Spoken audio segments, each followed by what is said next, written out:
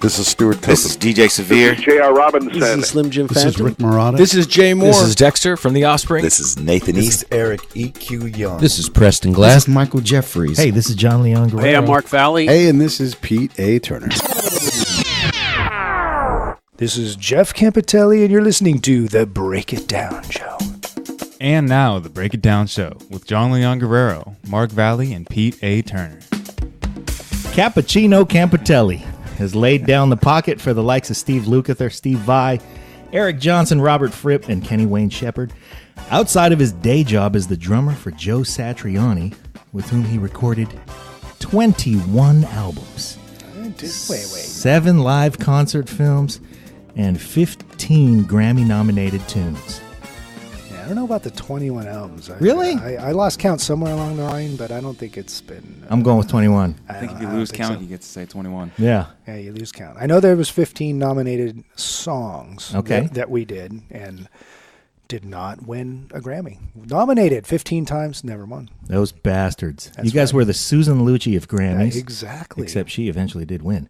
Exactly. However, you Yes. had amassed enough of a body of work that you were proclaimed one of Rolling Stone's 100 greatest drummers of all time. I'd say he's one of the greatest guys of all time. We ate tacos. He showed up with beer.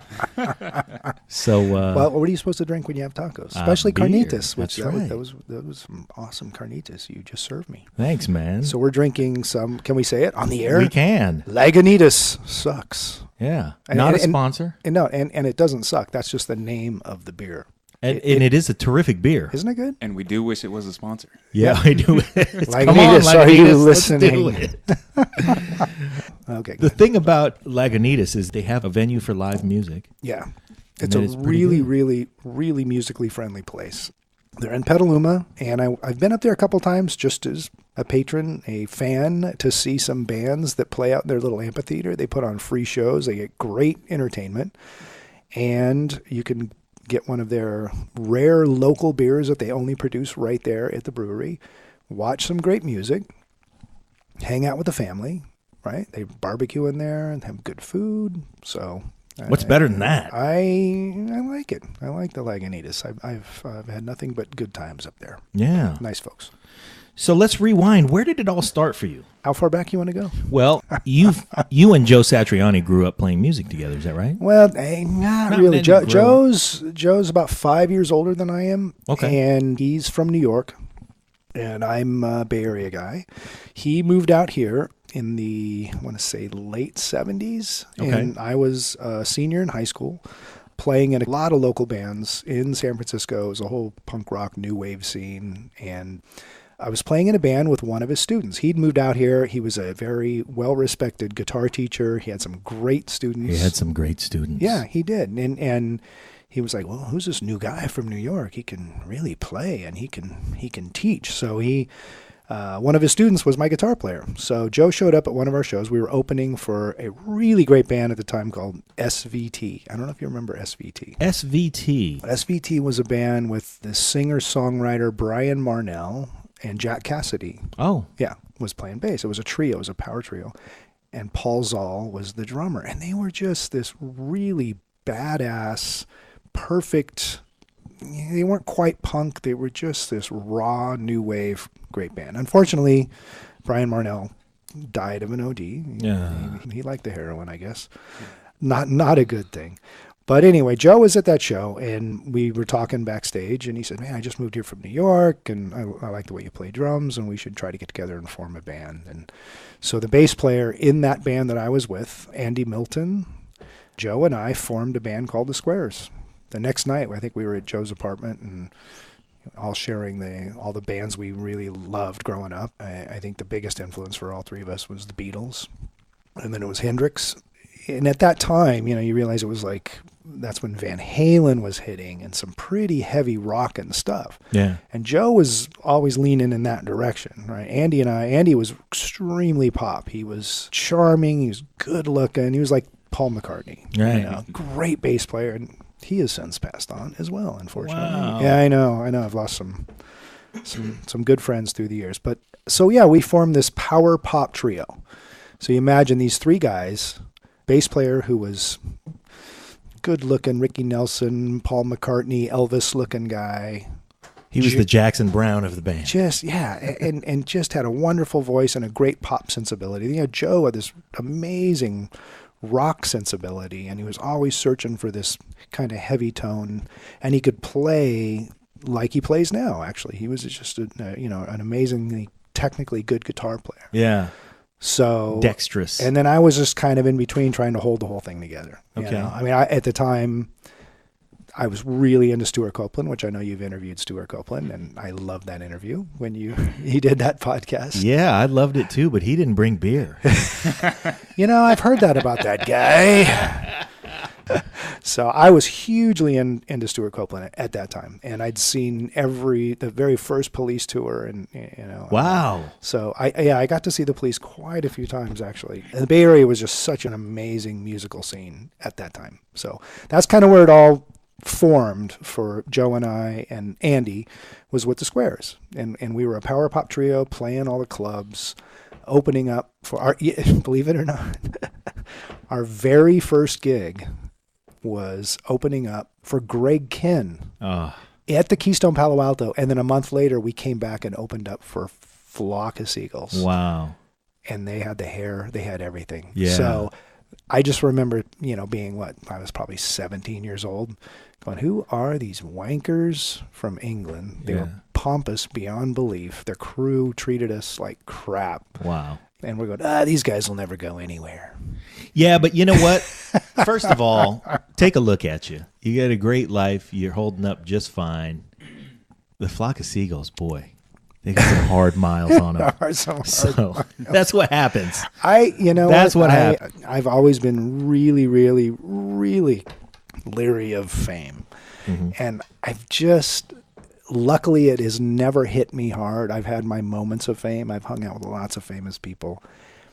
And just managed to. It's a curse, man. Yeah. It's a curse. I love the fact that I can kind of fly under the radar. I play for a living. I always have played for a living. I've never had another job. That's terrific. I got the 5 gold records hanging on the wall, and I play every day. I teach a couple days a week, which is I've always done. Mm-hmm. So, I just feel really fortunate because there's so many people out there that I think get caught up in the whole fame thing. Yeah. And they're never satisfied.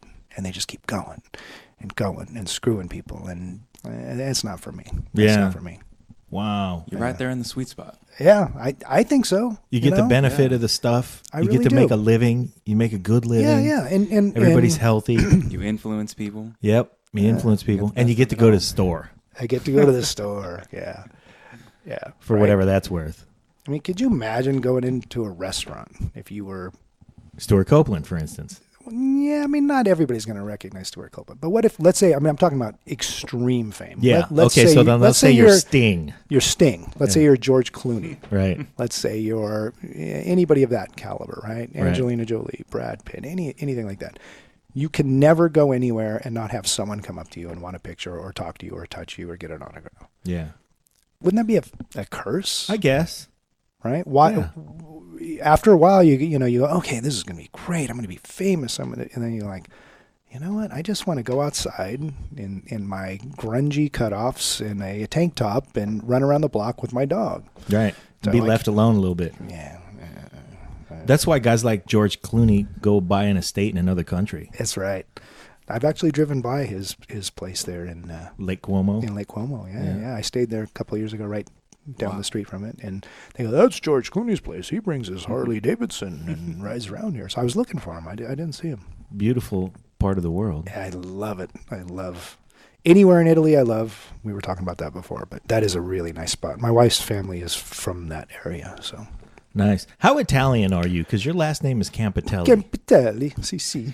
I am actually only half Italian. Okay. Yeah. The name is Italian. It's really ironic is that my last name is Campitelli, right? Mm-hmm. So you think my first and middle name would be something that kind of flows along with that. Right. It's not. Crucifiso. It's not. No. Or some, It's Jeffrey Martin. Jeffrey Martin Campitelli. Yeah. All right. That's all right. My mother's name was Martin, and my dad was an Italian immigrant. He came over here when he was 5 years old. Uh-huh. and his family just. What did he do? My dad was in. He was. I want you to say cobbler. No, no. My grandpa, apparently, which I never knew my grandpa, he passed away before I was born. He was a coal miner in Pennsylvania. He came over from Italy, never spoke English, got a job in the coal mine, and he'd go home every year, take the boat over, have another kid, Wow. come back to America, and then eventually he saved up enough money to bring the bring family everybody over. Yeah. Okay. My dad came over on Ellis Island and did the whole thing. So as soon as they got to America, they wanted to assimilate and fit in. So my dad's name is Raphael Campitelli, and he changed it to Ralph. Right. I am Ralph Campitelli. And then he named his kid Jeff. And then I'm Jeffrey, and my brother is Kenneth. And Wow. my sister is Kathleen. Ah. Not Katharina, Yeah. you know. Right. So they just assimilated. And Well, here you are. here I am. Flanagan. Sorry. And how'd you get to California? I was actually born here. I was You were here. born in Yeah. Southern California, though, right? I was born in Southern California, yeah, in Fullerton. In Fullerton. Yeah. Exotic Fullerton. Home of Fender guitars, which I'll take. Okay. I'll take that. I like Fender guitars. Yeah. And yeah, my dad was stationed in Berkeley during World War II. Okay. Met my mom out here, and they always said they wanted to end up in the Bay Area because they just loved it so much. So, Oh, good. So after the war, Uh-huh. they bought a little house in Castro Valley and started their family, and ended up down in Southern California for my dad's job. And I was born down there, and we kind of moved around for a while and settled in the Bay Area All right. when I was in 5th grade. So when you were going to high school and Yep. you met Joe, Yep. where were you going to high school? San Ramon High School in Danville. San Ramon High School. Yeah. Wow. Back when it was just a cow town. Yeah. It was a Yeah. It's changed a little bit. It's Just a changed little bit. Yeah. Wow. Yeah. So you're teaching nowadays Mhm. and sticking around, staying close to home, raising your daughter. Yep. Now, when I saw you over at the beer garden, I saw the most adorable thing I could ever hope to see, which was you guys were playing, and it was great. That was an amazing show. I'm going to give a little shout out to Kurt Dunaway because he's a drummer too, and we had a great time watching that show. All right. Thank you. Then you had a little intermission, and Yes. in your intermission, your daughter Mm-hmm. came up and sang with another couple of young ladies who did a spectacular job. Right. Okay. They That's did right. a Now I great remember. job. Mm-hmm. And they had we were eating out of their hands. And then they brought you guys up and you all played together.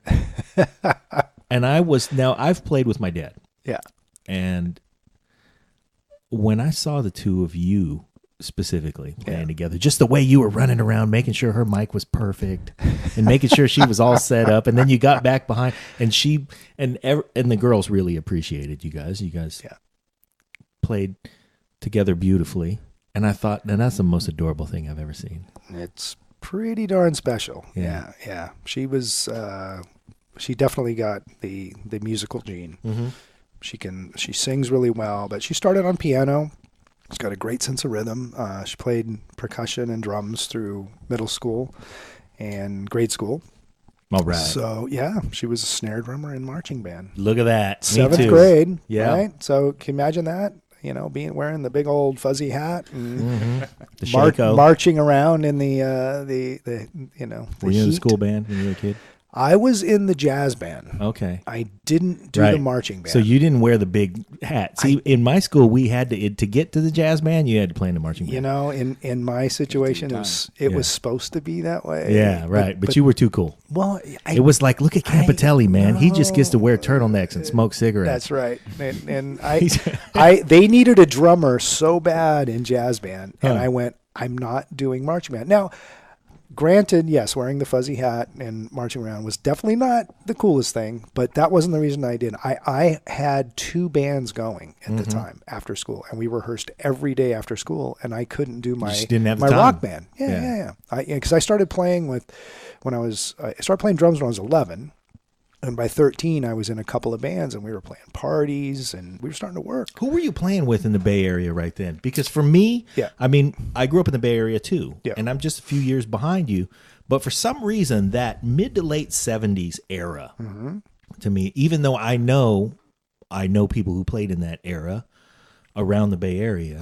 For some reason, there's just kind of a void there because you had, of course, the early the Bay Area scene that became iconic, and then later on, other stuff. But who was around in the Bay Area when you were coming up right then? Okay, so when I was in high school, I'm going to say probably 15 years old, maybe. Yeah, probably around there. There was a music program that they had over at Monte Vista High School. Okay. Where they put on lots of different concerts, and Chester Farrow, who was a teacher over there, would put on these concerts. So I saw Journey there. Wow. Here we go. I saw Earthquake. Wow. I saw Greg Ken. I saw Greg Douglas. I saw just top-notch touring. I mean, where else can you see Ainsley Dunbar play drums? He's at a high school in my little town, and he's playing his Camcos with the planets painted all over him, the first Journey record. Yeah. And Ainsley had a pocket. Just a monster. He was, to me, so phenomenal. And I used to go see Journey all the time when I could back in the day, right? Yeah. I really I loved Greg Raleigh's voice from, the Santana stuff. And I loved Ainsley Dunbar, the stuff he did. Even when we played with Zappa, he just had a way of bringing a pocket to drumming that so many drummers didn't have at the time. And I didn't know what it was, why I liked him. And I remember being 10 feet away from him and just staring at him going, this is the guy. Yeah. This is the guy, And Neil Schon, of course, great player. And I've played with him off and on for years with the whole G3 and touring with Joe and stuff like that. So that was pretty special for me to be able to play with Neil Schon later on in life, after seeing him as and having a little seen kid. him when you were a kid. Yeah. Yeah. And we go to the Concord Pavilion and we'd see, Journey. Yeah. And it was just like, wow, there they are right there in front of me at this high school before they broke big. So they were around. The Tubes. The Tubes. My favorite band from the year. My favorite band. So this is how I got into the business. I used to go see the Tubes every time they played. Prairie Prince is one of my all-time favorite drummers. I love Prairie to death. And are you friends now? We are friends now. Great. Yes, absolutely. And I am so fortunate. My luck is just insane. I don't want to derail this story, but were you friends with Prairie when he quit playing the drums and opened a scooter shop? I knew Prairie then, and I don't know what that whole story was. So no. Okay. I don't know. But I'm just going to fill Nico in. Prairie Prince, amazing drummer, the Bay Area legend on the drums. Legend.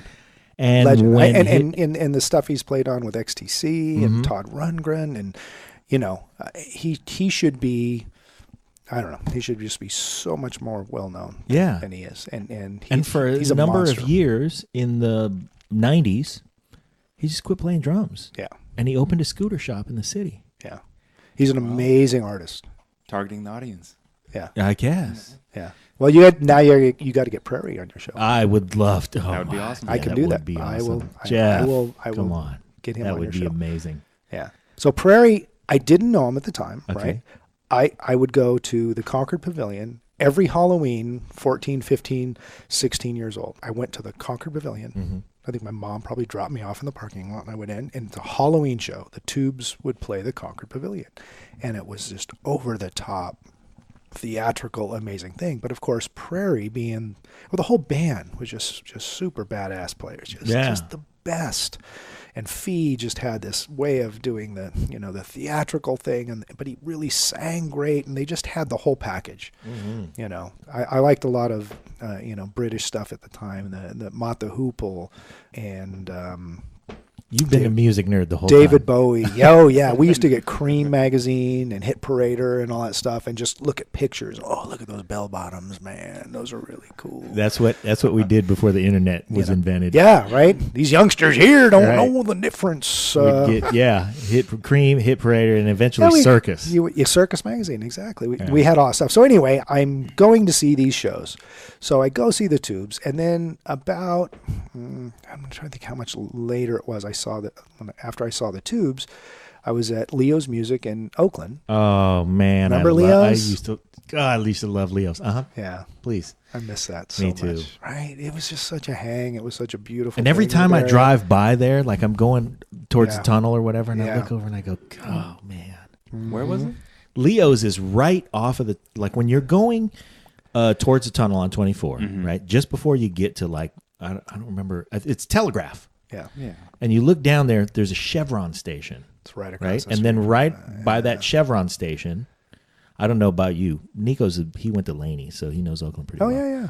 But when you look down there, there's a Chevron station that's down off the freeway, and then Casper's Hot Dogs. Yeah. Right on Telegraph. Right. Across the street from that Chevron, there was a place called Leo's Pro Audio. And you could walk in there and run into anybody. I met Shock G there. Wow. Oh, yeah. It was the music store. Yeah. Definitely on this side of the bridge. But I think even at that time, there really wasn't much in San Francisco. Leo's was the place. Yeah. I think, right? And that's the place where you could go to buy, at the time, I mean, just exotic things. You could buy like an enormous console if you were building a studio. Yep. You could buy, it's just, and they're just the people who would just hang out there. It was great. And they just treated me so nicely. I go to the drum department. John Maliaris, who was Leo's brother, ran the drum department upstairs, and I was just this young punk, like I said, I was 17, 18 years old, and I would just go in there and hang out. I had a teaching studio in Berkeley. At that time, I was 17 years old, and then I was teaching in this place in Berkeley, and every time I'd have like an hour break, I'd run down to Leo's and just hang out with the guys. And we'd talk about the latest stuff that was coming in, and they let me try, hey, this weekend we got Billy Cobb coming in for a clinic. So I'd come in early and get to meet Billy Cobb and hang out and ask him dorky questions and, and stuff like that. So I saw Dennis Chambers do a clinic there. Did you? Wow. Dennis is a monster, man. Yeah. He's that guy's like chewing bubble gum and then just goes with his feet. What? And then, I remember just looking at that and going, I don't even understand what's going on. Yeah. He's one of the guys that makes a lot of notes work. And there's a lot of guys out there that play a lot of notes that it doesn't work. Yeah. He's got a pocket, and I keep saying that word, but it's true. It's just like, if you don't got the pocket, it doesn't matter how many notes you can play. Yeah. So at that time, I go into Leo's. There's an ad on the billboard that says drummer wanted for, punk / new wave band, whatever. And it was Leela and the Snakes. Okay. Leela and the Snakes was Jane Dornacker. Jane Dornacker was one of the background singers in the Tubes. Wow. She was also a radio personality. She did like traffic on KFRC. Right? Okay. And I just said, oh my God, they have a song on the radio. I've heard that song on KSAN. On KSAN? KSAN, Remember yes. KSAN, right? Yes. I've heard that song. So I called them up and I said I was 18. I was only 16. And I went in and did the audition and I got the gig. Wow. When I went in to do the audition, it was at SIR, Studio Instrument Rentals, right? Yeah. In San Francisco on Folsom Street back in the day. In the big rooms. Ooh. In the big rooms that day. Santana was in one room and Journey was in the other. So like I said, my luck is just like stupid, right? Yeah. And I go in and do the audition. I come out and it's like, well, I guess I don't have to leave. I'm going to sit here and listen to these bands play. Yeah. And that's right when Steve Smith got the gig with Journey. Wow. He just replaced Ainsley Dunbar. And I'm going like, that's not Ainsley, Who's man. this clown? Who's this guy? What's going on? I go, wait a minute. He was the drummer that was in Ronnie Montrose's band that was just opening up for Journey like a month ago. And so that's where they met, and he ended up getting the gig. And Ainsley's drums were in the road cases out in the lobby all packed up. No.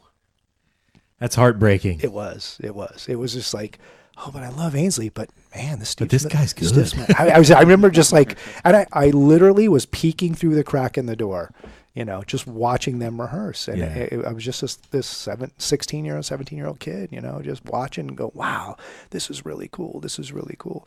So seeing those things. Now, people who should just share this with the audience, because a lot of people love to see live music and it's great to see a show. Yeah. But I love to watch rehearsal. Yeah. Because that's when you see, it's almost like the show that you would see at the Pavilion. That is the beautiful woman in an evening gown on Saturday night. Right. I want to see how she is on Saturday morning in sweatpants. Because that's when you can tell if she's beautiful. Like, wow, she is smoking hot and she's wearing sweatpants, eating crackers. Right. Yeah. So, but that's what rehearsal is, Yeah. right? So when you get to see that environment, when they're working a tune out, and then you hear it on the radio 8 months later, you go, I remember when they were working that tune out. Yeah. You know, and that bridge was, they couldn't figure out how to get into that bridge, and listen to it now. Yeah. Yeah, it's true. It's true. And you know, that's when everybody just lets their hair down. They're just playing. They're just guys in a room. Yeah. You know, all the fame. And they got work to do. They got work to do, you know. And you're paying, you know, by the hour to be in that room to rehearse. So you got to get the stuff done. Yeah. What was the tune that was on the radio, the Tubes tune? Well, she co-wrote "Don't Touch Me There." Do you remember that song? Yeah. Yeah. She was one of the co-writers on that song. We played that song in our set once I got into that band, but she had this song called Rock and Roll Weirdos, and it was just this really, you know, kind of a throwaway comedy / punk rock song. So she worked the circuit in comedy clubs because she was doing some sort of stand-up. She would sit at the piano and play and tell jokes, and then a band would come in and back her up and play a few rim shots and stuff like that. So here I am, 16 years old. Well, she was the traffic person, or the... She was. Okay, so she's sort of, I mean, that leans toward it like a spoken word type of artist. Exactly. And she had this just really wonderful motherly thing. And she was probably, God, at the time, maybe in her 30s, and I thought she was old. Right? Yeah. Because, yeah. you know, I'm 16 Right. years old. Matronly. Right? In her... And she just took a liking to me and just, you know, would hug me like a second mom. And she was so sweet to me and just so great. So we would go do these gigs at comedy clubs. And then, you know, all of a sudden, Robin Williams would come in and do a set. And comedy clubs and in Dana the Bay Carvey. Area at the time. So what? Like, they were huge at the time. What? The Other Cafe. The Hungry Eye. The Punchline. The Punchline. Didn't the Hungry Eye was there, but we didn't do anything at the Hungry Eye. Oh, okay. I mean, that was Had was it even subsided earlier by then already? Well, I think it was still there, but that's, you know, that was after Bill Cosby and Phyllis Diller and all that stuff was happening. I mean, that was, you know, a generation before almost. Okay. So we're talking late 70 or 10 years later. I'm trying to capture this era. Yeah. What, if you're in the comedy clubs, who was there? Like Bobby Slayton? Bobby Slayton. Yeah. Oh, absolutely. Bobby Slayton. Bobcat? Bobcat. I never saw Bobcat in a club.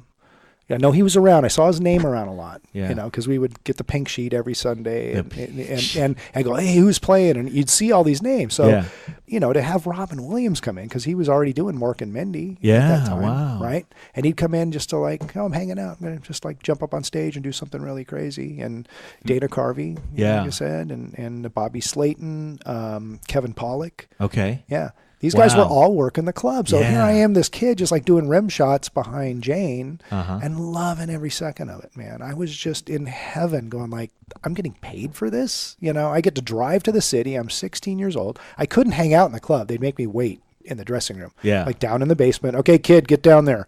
We'll send down some soda. Only when it's time to play. Yeah. We'll get you some sody pop. You go down in the basement and wait to play. You know? Wow. And then I'd come up and I'd play a set. And then we'd rock out. We'd play a lot of really great songs. We had a good band. You know, so these weird stories, you know, the bass player in the band, right?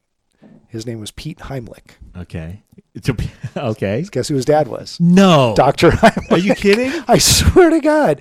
How does this shit happen, right? I don't know. Right? We're going to call this episode The Charmed Life of Jeff Campitelli. It is. It's just like, I go out there in the world and just the stuff just How was falls Pete Heimlich as a bass player? Pete Heimlich was actually a decent bass player. He went on to be one of the founding members of the Lloyds, which was a Square's contemporary at the time, and a really fine, fun, goofy band. And I'm still friends with some of the guys in that band. Okay. I have not heard or seen Pete since then, but wow. But I just thought, I didn't even know he was Dr. Heimlich's kid. He never mentioned it.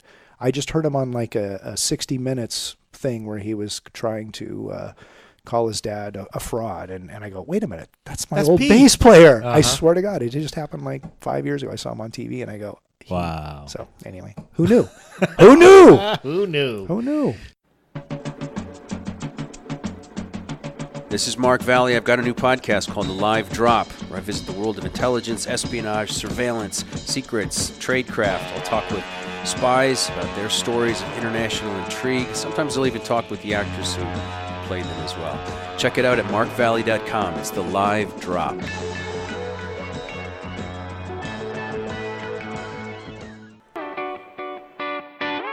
Lakers fans, make sure you check us out. Lakers Reign Podcast. when we make it rain purple and gold on everybody across the NBA landscape. Make sure you check us out and subscribe on SoundCloud as well as in the iTunes store. Lakers Reign Podcast. Don't miss it.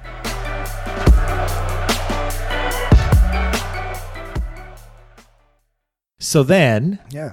we move forward. You're at the time still in high school and you're doing these comedy club dates. Yep. And as it progresses, you meet Joe. You're a senior by then. Yep. Veteran of the scene. I am a veteran of the scene. I've been playing at that time probably 2 years in the city, Yeah. year and a half. Wow. And since I got the gig with Leela and the Snakes, and we played with so many different bands. This is the Prairie Stories, right? So our very, very first gig with Leela and the Snakes was playing at this big private party up in the Delta. There's this mansion up in the Delta, Okay. right? It's and I remember Jerry Brown was there. Huh. The governor was there. It's a Halloween party. He was not only, this is for Nico as much as for our listeners, he Yeah. was not only the governor of, our governor then. of California. This is his second time being governor. Yeah. He was like a young, Really young, debonair governor. hanging in the out with Linda 70s. Ronstadt. And he was dating Linda Ronstadt. And he Yeah. was just like the rock star governor Right. of all the governors in the country. Yeah. And, and then he mellowed out and leaned even further to the left. And now he's our governor again. Now he's back. Yeah. He's back. But he was back there. then, Yeah. he was a rock star as much as he was a governor. It was incredible. So we're at this party. We're playing this party up in the Delta at this mansion. And I remember the ballroom that was in the basement of the mansion had a bowling alley and a stage, right? And they hired the Tubes to play. And they had the tubes. And we got to open for the Tubes Wow. because Jane was in the Tubes. Yeah. And I brought my drums and I'm like loading them in and I see Prairie, like standing over there. Jeff, come over here, meet Prairie. And I'm just like shaking. I'm just so nervous. I'm going to meet Prairie Prince, my idol, And he couldn't have been nicer. And what was really funny is it was Halloween. Everybody's in costume. Mm-hmm. He's wearing a tuxedo with no pants. This is why I love Prairie Prince. He's wearing a tuxedo with No pants. boxer shorts and like the little stockings with the garter thing, just Yeah. to like accentuate the weirdness of not wearing pants. So I'm trying to be cool and not look at his legs. Right. And he's just like, You got a dude, grown don't-" ass man with no pants. in front of Exactly. And he's going, dude, don't set up your drums. Just play my drums. And I'm like, Prairie's a really big guy, right? He's a tall guy, and he's got this double bass Yamaha Peisty cymbals, just beautiful setup that I've seen at so many shows. Yeah. And I'm playing our, little punk rock songs on his big drum set at this show. And I'm just in heaven. I'm just like, Wow. I can't believe I just hung out with Prairie Prince. I'm 16 years old. You're playing his drum and set. he's going, hey, You dude, got to go back this to is- school this on is Monday. really Like, great. yeah. So I had a gig. So that's where we met. And then through the years, our paths cross. We see each other at NAMM. Every now and then, someone will call me and go, hey, man, Prairie's doing this gig. You can't make it. Can you come out and do it? And I'm said, absolutely, man. I'll do anything for that guy. Wow. I love his playing. And, it just, some of the best players I've ever met are just the nicest guys. Yeah. And I have a lot of those guys, a lot of the guitar players I've played with, a lot of the drummers I've been able to hang out with have just ended up being just giving me really good advice. Whenever I said, hey, Prairie, I'm thinking, and he would go, kid, just, this is what it's like. This is what you do. I was like, oh, thank you. All right. Well, Heartwarming. I would say that one of the things that makes a musician understand what the pocket is consideration. And so there Absolutely. has to be an inherent Absolutely. kindness and an inherent desire to uplift those around you. Yeah. And that's what I think exists in the musicians that we are attracted to. I couldn't agree with you more. So, I mean, we've been very, very blessed to have some great musicians on this show. Yeah, I mean, and yes, it's you have. really a testament to, I would say, practically all of them were a lot like how you and I met. We just met, we talked about stuff, and then it Right. was like, yeah, sure, we'll do it. And then we turn on the mics and Yeah. we have a good time like this. Yeah. Because I mean, everybody's capable, his- I guess, of being, having a bad Right. day or being a dick or whatever. But really, you have to have a certain sensitivity to make music that attracts people. Mhm. And so I think you're absolutely right. never fails to surprise me pleasantly. Yeah. But I shouldn't be surprised anymore, and you shouldn't either, because when you meet these cats and you go, wow, man, that's just a beautiful... I've somehow been in the periphery of Peter Michael Escovedo for many years, and I just met him yesterday. And, again, he couldn't have been more kind. He couldn't have been more, I mean, he lived in Glen Cove. I lived in Glen Cove. We've had... Your neighbors, you're that close. Yeah, and we've always music had... connection. I grew up with a guy named Derek Jones who played in, Pops' band. When he had Mr. Ease in Berkeley. Wow, yeah. Oh, yeah. And so I've always kind of been around, but we never really put it together. We've been friends on Facebook for 8 years, whatever, but yesterday... We finally met physically. Yeah. And he treated me like we've always known each other. Yeah. So I just think that, if you have to be genuine that way, to really believe in the music that you're making and stuff like that. If you're doing it for any other reason, it's not real. It's not going to work. People are going to see right through it, and it's going to fall apart. Yeah. So, yes, there you are at the mansion in the Delta. There I am. Let's keep moving forward. Okay. So you finally start the squares. So, yeah. So, that Leland the Snakes thing, we just do so many gigs where we're opening for really great. We did this, what was it called? It was called Exotic Erotic? Well, it was before the Exotic Erotic. It was called the Hooker's Ball. Yeah. And we played with that same band right around that same week or two, because it was Halloween. I remember it was exactly this time, because it's October, right before Halloween, right now, 2017. But we played the Hooker's Ball at the Cow Palace with Journey. So here I am again, right? Right. With just going like, wow, I'm standing at the side of the stage, I'm watching Journey play, and I just saw them like at the Concord Pavilion 6 months ago, right. And I think the Tubes were on that show as well, and it was just this boom. I just got like immersed and started meeting all these people. And not everybody is nice. There's a few people that are you run into that their egos are bigger than either their talent or their ability. Yeah. Yes, that happens, and we try to ignore it, right? Yeah. I want to acknowledge because now we have listeners going, the Tubes. Yeah. Huh. Yeah. Go back and listen to the Tubes. There's plenty of White great Punks Tube on songs. Dope. Yeah. Slip of the Tongue. Mm-hmm. My favorite Tube yeah, song. it's really, really, really great music. Yeah. And just very well done. And very well done. That's how you describe it. Very well it. done. And if you look back at any sort of art, any sort of music in history, you have to look at the time it was being presented, at the time it was being released, right? And, no matter what. And allow it context. Yeah, because now you go, oh, well, anybody can play like that, or anybody, I've heard that many times. So it's like, no, these are the guys that were doing it. Here's why you heard it many times. Exactly. Yeah. And they were just really cutting edge, very creative, very cool. And so I just was so lucky. So anyway, the Squares formed. We had Andy Milton on the bass, Joe Satriani on guitar. I was playing drums. We had a manager who's Joe's brother-in-law. Neil Sheehan was his name, and he wrote all the lyrics. Oh. And also, he had a very successful day job. So he funded our rehearsal space, bought us a PA. And, Man. And he just... But you just happened into it all. Right? Yeah. What's going on? Yeah. Uh-huh. And once we started playing together, the three of us, I just went like, wow, this is really great. And I'd always play all through high school, all through middle school. I always gravitated towards like the absolute best guitar player that was in my little town, in my school, wherever I was at the moment. I always ended up in a band with some amazing with a bad guitar player. Some really great players when I was really, really young. Wow.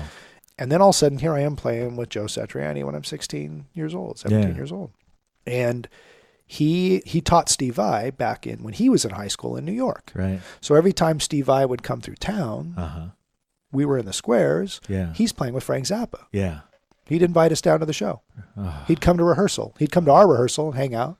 And then we'd go down and we'd watch Vinnie Colaiuta play with Frank Zappa at the Zellerbach Auditorium. Good gracious. So here I am, just lucked out again. Here I am hanging out, backstage at a Frank Zappa show at Zellerbach at 17 years old, going, oh, these are what really good musicians sound like. And it's starting to get like. annoying. right?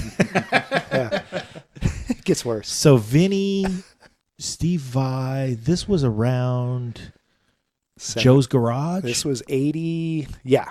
Yeah, probably 80, 81. I'm not good with what year that came 80, out. 81. So probably right around then. Yep. You're talking about George Duke, maybe? No. George was in the band at that time. It was Warren I'd have to look Cucurullo, about maybe? Warren. Patrick O'Hearn. Yeah, and then right after that they did the Missing Persons. Missing Persons, yeah. You know, and that's... But it was when it was still Vinny, not Terry. Yes. Yeah, it was Vinny. Yeah. It wasn't Terry. Terry was gone playing with UK. Remember, he was playing in UK, and I didn't get into that stuff. Yeah, no, it's a little. There's a period there where some of the music was pretty. I love Terry Bozzio, but he I doesn't give me. I love the pocket too, man. Yeah, and he's got a You know great what? pocket if he ever shows it off, but he never shows it off. You know what though? He's busy doing other things. He's he's moved and motivated by other things. He's a true artist. He really is. And I've had the pleasure of hanging out with him a couple of times. And I studied with Chuck Brown, who was his teacher as was well. Terry Bozzio's teacher and David Garibaldi's teacher.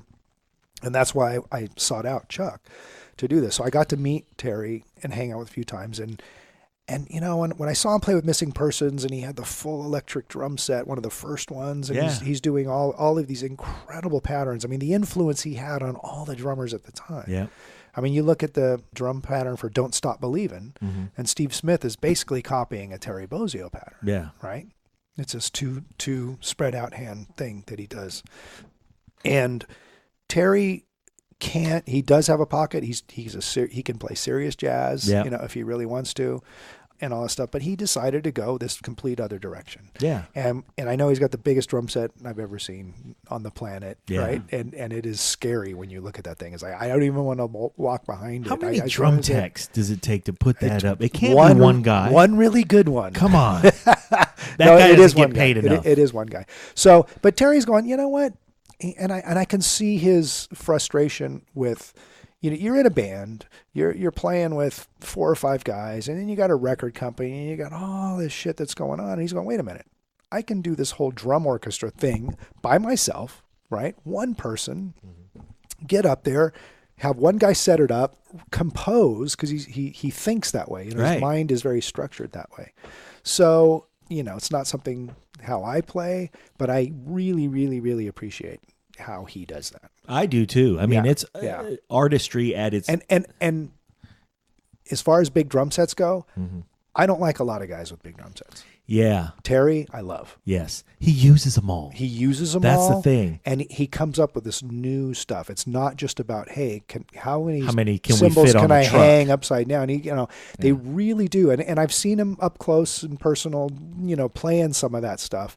And I go, okay, I really do get it. He is a true composer, and he's got this depth of knowledge of, you know, not only rhythm, but melody and harmony that's going on within that. Yep. So I get it.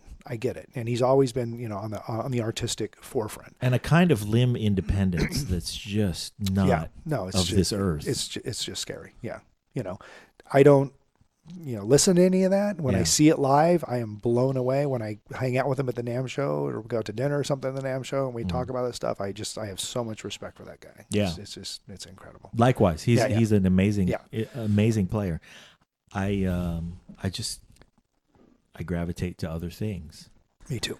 And part of it is, I'll admit, there is a level of I don't get it in his playing that I just can't, you know, I enjoy listening to guys whose groove I might be able to go home and copy. Yeah, right. And there's something attainable about that. Where you just go, oh, wow, I can relate to that. Right. I might be able to do that. Huh. Right? Yeah, that feels good, and I think I might be able to grow something like that and replicate it. But mad respect. Oh, for sure. Absolutely, absolutely. But, you know, when I hear... I didn't enjoy the electronic drum sound era of Missing Persons because I dug the Spring Session M. Yeah. Oh, and then the Rototoms. Right. Right? Yeah. The whole drum set of Rototoms. And then there was we opened shows for them with the Squares. You see, this is starting to get annoying. Next, you're going to tell me, you know what? We accidentally played the US Festival. Nah, that didn't happen. Not so much. Okay. We All right, I found where the line is. We almost opened up for Prince. We were booked at the Keystone or the Stone in San Francisco. At the Stone, yeah. Right? And that was right on Broadway. Right on Broadway. Yeah. And I had my truck parked there, and I was unloading my drums, and Prince's tour manager comes out and goes, "What's this?" It's like, "We're the opening band." Prince doesn't have an opening band. So the club booked you. Club booked us. And then his road manager unbooked you. Exactly. Yeah, unbooked us, but whoever that was, screw that guy. So we went and just parked the truck and went back in and watched the show and went, holy crap, this little purple guy is pretty good. Yeah. It was pretty incredible show. What year was that? Man, it had to be 82. 82. Yeah. Holy cow. I was playing. It's a 500-seat club. So yeah. This is before he broke. That's 82. amazing. Man, I want to say 82 was already like Dirty Mind. Okay, maybe it was earlier. Maybe it was 81. Yeah. 80, 81. Squares were from 79 to about 82, 83. Okay. So somewhere in there. It was somewhere in that range. Yeah. So, when he recorded his first record, did it at the record plant, Sausalito. So he's always had a Bay Area, like he always liked coming and playing here. Yeah. And then he would eventually come here and mine talent for his bands. And his bands always came from here, whether it was, Sheila E., Eddie M., Miko Weaver, Levi Caesar. Yeah. I mean, all these guys, they're all Bay Area guys. Bonnie Boyer, Rosie Gaines. Oh, that's right. Yeah. I forgot. I mean, he always would come here and he'd put a band together and ship everybody back to Minneapolis and then just woodshed them. Yeah. And they'd come back here just crazy. Yeah. I remember going years later and seeing him at the Cow Palace. Okay. When Sheila E. was opening. And Steph, our buddy Steph Burns, great guitar player that I play with every now and then now, he was in Sheila's band. So I just going from this 500-seat club in San Francisco, watching Prince play, and it was very raw, but really good. And then to see that full-on show with the lights all blown out, just blown out over the top, the dance steps, all the development. Holy crap! It was pretty magical. My daughter pointed this out the other day. She goes, "Dad, you really grew up in a great time for music." You really did. And I said, "You know what? I mean, how many bands did you just name that you got to see from them when they were just, from the earliest to the holy cow, they've taken over the world?" Right. Yeah. When we were graduating high school, my wife and I, my girlfriend at the time, my wife Christy, who I've been with this whole time. God bless you, Christy. This guy's been on the road for 45 years and you hung in there. I know. High school sweethearts, and we've been together never apart this whole time. She's put up with all of the touring, all of the crap, and she's just the best, the absolute best. We're going to canonize her. She deserves to be sainted.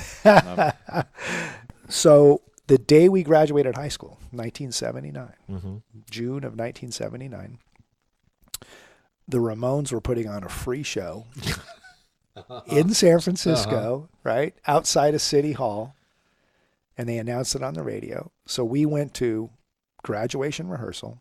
We were 18 years old. We jumped on BART. Yeah. Went into San Francisco. Civic Center. Rocked out to the Ramones for a couple hours. Jumped back on BART. Went back and graduated high school. So I saw the Ramones the day I graduated high school. How lucky is that, right? Yeah, man. Wow. Saw the Ramones. That's awesome. So, we just grew up in the absolute best time for music. It was all out there. It was all accessible.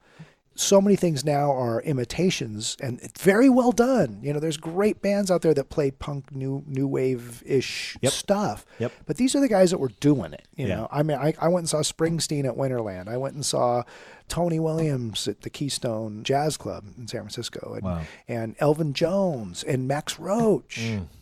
Right? Because I had great drum teachers at the time that who were turning you on to the real stuff. Onto the jazz. Yeah. I should name them. Richard DeGraffenried, who lives here in Benicia. He was teaching me when I was in middle school in Danville. Jim Smith, right after that, who was a Chuck Brown student, and I think he lives in Sacramento or somewhere up there now. All right. I haven't talked to those guys in a while. I see Richard every now and then. Just from being around town? Yeah. I run into him at Home Depot, and we're getting fence posts, right? And whatever, chicken wire, I don't know. But you know, these guys opened my eyes to new and different stuff, and that's what a good teacher does, right? You know, and I always just really appreciated that, and so. When Gabby was mentioning, she goes, Dad, you know, well, wait a minute, how old are you? And, you know, we were talking about age, and we're talking about when what bands came out when. So I have an older sister who's 12 years older and an older brother 7 years older. So I was born in 1960. So when, you know, 63, 64, the Beatles are on Ed Sullivan. Well, what 3 or 4-year-old's going to want to give a shit about that? No one's going to want to watch that if you're 3 or 4. Right. But when your brother and your sister are watching it, I'm going like, whoa, what is this? Going on here? Yeah. So we would watch Ed Sullivan. Yeah, the younger siblings, man, they get a right? little, get a little boost. So I went, you know, I got a Beatle wig, I got some cardboard boxes. That was it. I was hooked. You were done, yeah. And I didn't get my drum set till I was 11. Wow. Right, but I and by the time you got it, you could play it. This is it. This is it. This is what I want to do. This is what I want to do. This is what I want to do. My dad's going, nope. Hey, we're not getting you a drum set. You're gonna be a coal miner, just like your grandpa. We're gonna find you a coal miner. That's right. We get you a coal mine. You know, on the other hand, all the situations that you described in The Charmed Life of Jeff Campitelli, you seeked those out. Yeah. So part of it is that you put yourself in a position to be receptive to a great period of time. Yes. So right now, what we have in the digital revolution is the gatekeepers are all gone.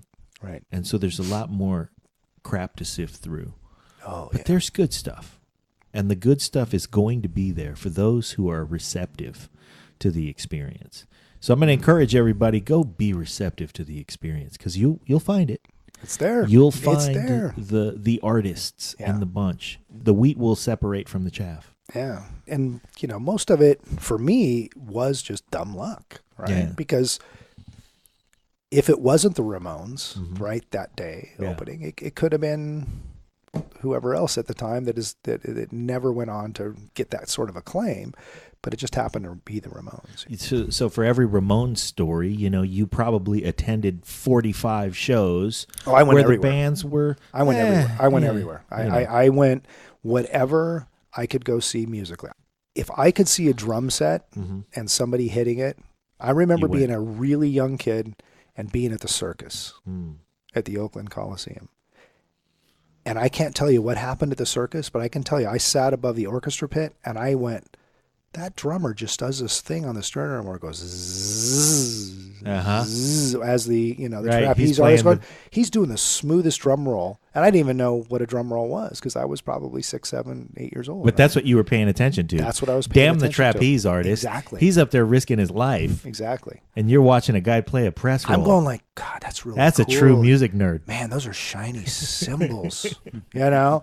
And I was There's an elephant. Literally an elephant in the room, and you can't tell because you're watching the press roll. I can't tell. I'm the drum dork right there. Is Guilty. Awesome. Guilty. Wow. Yeah. So, you know, I just think that if it's there and you really gravitate towards it, and like you said, you're receptive, then things just kind of open up for you, right? Yeah. And I think too many people get a preconceived, like, well, this is what I have to do, and this is what I should do, and this is what my teacher tells me. And there was none of that for me.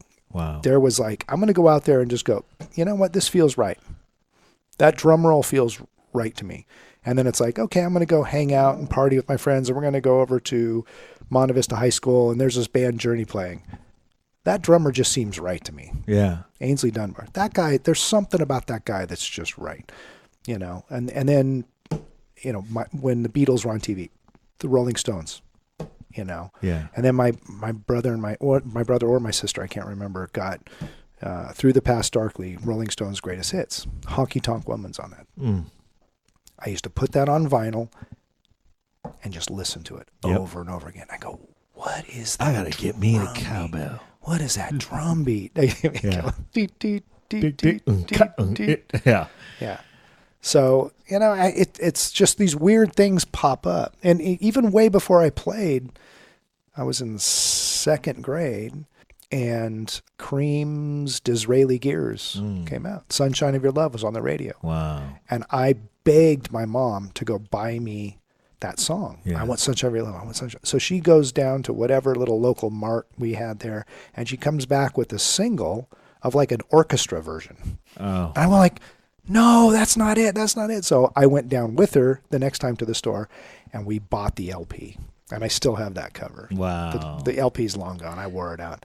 That record to me, Sunshine of Your Love, the weird backwards drum beat, Eric Clapton's guitar phrasing, right? Just the songs on that thing. I was in 2nd grade. It just spoke to me. There's something about it. I went, no, this is it. This is it. Why? You know, why was that it? I don't know.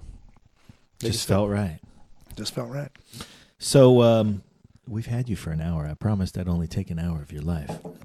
I have a few more questions for you because I want to button up with. My first question is, and I'm gonna go with the assumptive close because we haven't really hit the meat and potatoes of your career yet. I know. You're That's gonna come weird. back, right? You got to come back. I'll come back. Okay. I'll come back. It's just too easy. You're like right down the street from me. Yeah, this is We're like too easy. locals. I have to say, I'm knocking on wood doing anything. But when we had Mick Gillette on the show, Oh yeah. I fell in love with Mick Gillette. I said, you know what? Everything that I love about music is sitting right in front of me making jokes. Oh, that's awesome. And I pulled up and he was standing outside and I said, that guy's my hero. I love this guy. And we sat down and we did his episode of the show. And I said, will you come back? And he said, will you come back?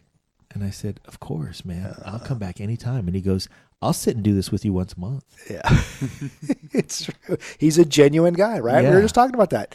There's genuine people. There's people who just go, all right, this is a press junket. I'm going to get through it. I'm going to do my interview. I'm going to move the fuck on, and I don't care. Yeah. Well, Right. so this is what happened to me yesterday. I went to Yoshi's and I met Mark Van Valkenhagen. Oh, I'd been bugging Juan Escovedo. yeah. Hey, man, when are you going to do my show? And he said, no, I'm going to do it. I'm going to do it. You know, we just haven't been able to mesh calendars. So then I finally said, you know, we just put up episode 192. Our 100th episode God. was Sly Stone. Oh, So we're coming up on 200. It's got to be big. yeah. I said, Juan, will you talk to Pops? I would like to have Pops on my 200th episode. That'd and he be said, awesome. I will. I'll talk to him. So then he mentioned it, texted me yesterday and said, hey, I'm not going to be there, but if you go to Yoshi's at 3:00, Pops is going to be there, Mark's going to be there, and Peter Mike's going to be there. I said, okay, I'll go down there. So I texted Peter Michael. I said, hey, so I'm coming at 3:00. You know, let me know what's going on. And he said, we'll have about 10 minutes. And I was like, What? okay, I'm going to come and meet you, but I have to tell you that this is not, he didn't know what, he thought it was just a press thing for the show. Because last night was Mark Van Valkenhagen's triumphant return to Yoshi's. Yeah, I was there that night that they got hit. Ah. I was at Yoshi's. Yeah, David invited me to the show, and when I pulled up into the parking garage, there was ambulances and all this stuff, and I didn't know what happened. Nobody. I went out and I'm talking to a cop, and there's, you know, the train is stopped and people are all walking around, and I'm going, oh man, did some homeless guy get hit? You know, because there's a lot of homeless people down there walking around the tracks. Yeah.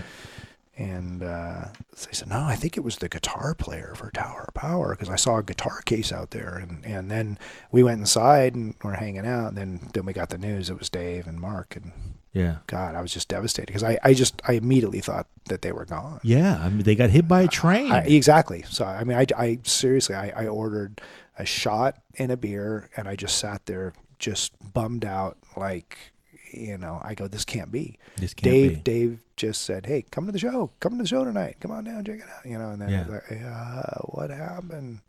So, yeah. Thankfully, They're they've both recovered alive. beautifully. Yeah. Amazing. Dave's playing, Amazing. Mark's playing, everything still works. Yeah. And those guys have the best story in the universe. Oh, Because God. unless you get eaten by a shark and spit out, That's true. That's true. you can't top, well, I've been hit by a train. Yeah. I've been hit by a train and survived. So those guys are superheroes. But so I message Peter Michael back. Respectfully, I'm not turning mics on. I can't do justice to you guys in 10 minutes. Yeah, and he was right. like, oh, I thought didn't we were know just it was doing a gonna quick. be, and I said, no. I'll come in and I'll talk to you about it. So I went and, you know, we met up.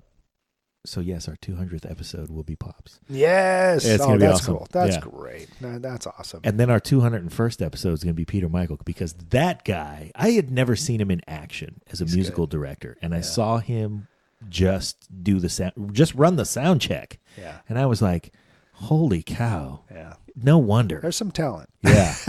in that family, right? No wonder. I mean, everybody's good in that family, Oh, but God. Peter, Michael, It's amazing. man. Yeah. I mean, at all those clubs back in the day, the Keystone Berkeley and, Yep. and all that stuff, and you used to go see Sheila and Yep. and then Pete then they had Escovedos, and then they had Mr. E's in Berkeley, and right. yeah, and they had, I remember that was the old Passan, and then after it was Passan, Right. then he got it and he turned it into Mr. E's, and you could get salsa anytime you wanted to in the Bay Area.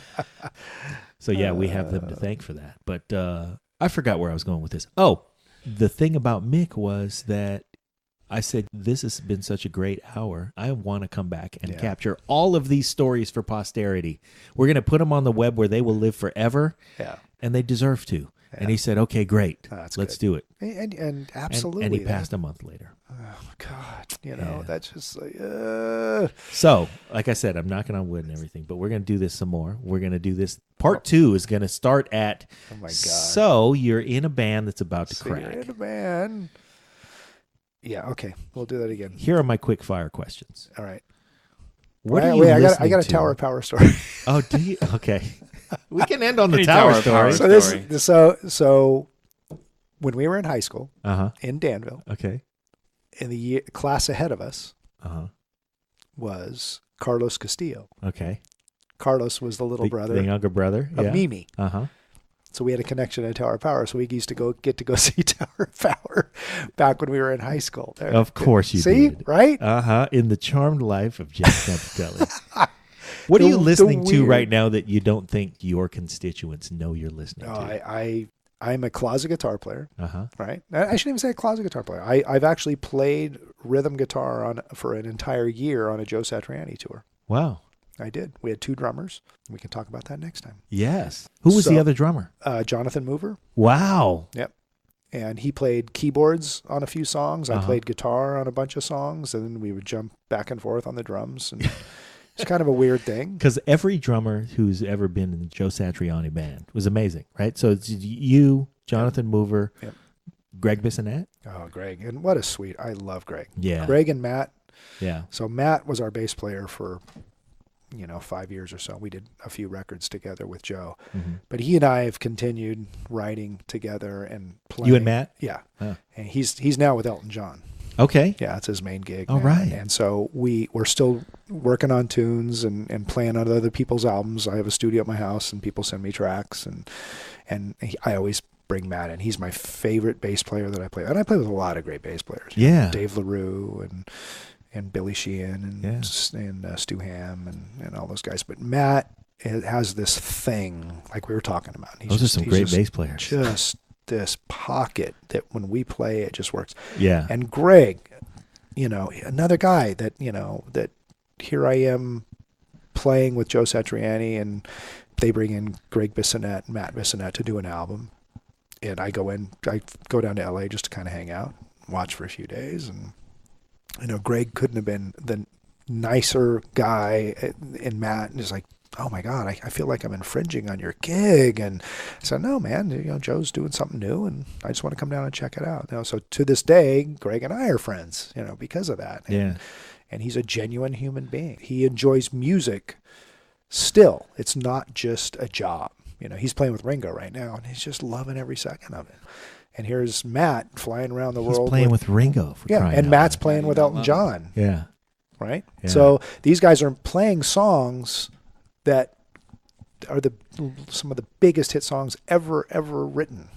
Hey, so one year I was at the Right. NAMM show, Yep. and I was probably 18 or 19, and I was hanging around the Yamaha booth, and we were just captivated by this old man who was just telling jokes, and we were having a great time.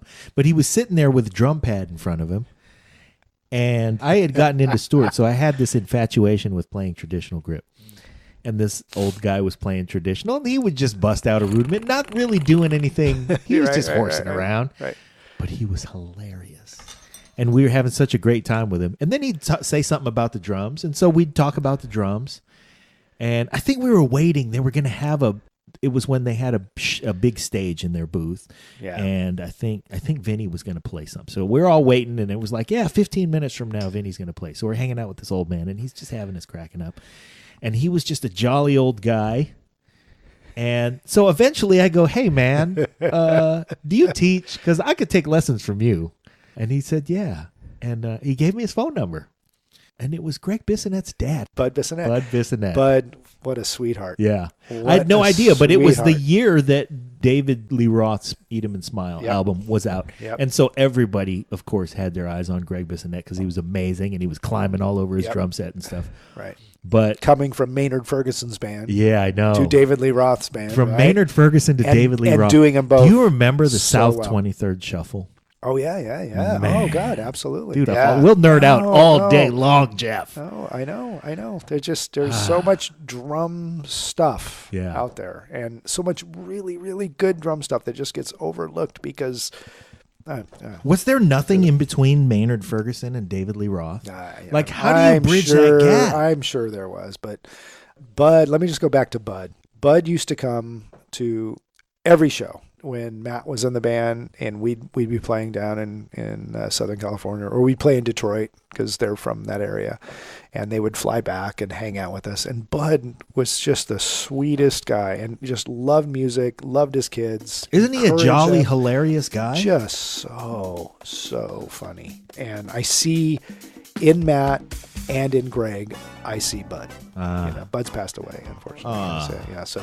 But I see Bud, and I have lots of really fond memories and fun times with those guys back on the road. Yeah. But Wow. That's awesome. too many stories. We have too many stories. You'll be back. Man, I did. Okay. Jeff Campitelli, everybody.